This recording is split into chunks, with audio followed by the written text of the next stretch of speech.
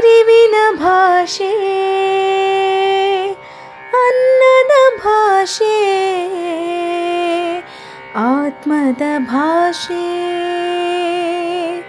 ಆಗಲಿ ಕನ್ನಡ, ಆಗಲಿ ಕನ್ನಡ, ಅರಿವಿನ ಭಾಷೆ, ಅನ್ನದ ಭಾಷೆ, ಆತ್ಮದ ಭಾಷೆ. ಆಗಲಿ ಕನ್ನಡ, ಆಗಲಿ ಕನ್ನಡ. ಆವರಿಸುತ್ತಿದೆ ಏಕೋ ಆಲಸ್ಯದ ಕೇಡು, ಕಾಪಾಡುವುದೆಂತೋ ಕರುನಾಡ, ಕರುನಾಡ. ಅರಿವಿನ ಭಾಷೆ, ಅನ್ನದ ಭಾಷೆ,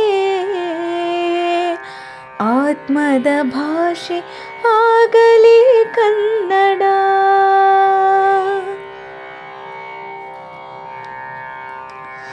ಬೆಳೆಸುವುದೆಂದರೆ ಬಳಸುವುದೊಂದೇ ಮಾರ್ಗವು ಉಳಿಸಲು ತಾಯಿ ನುಡಿ.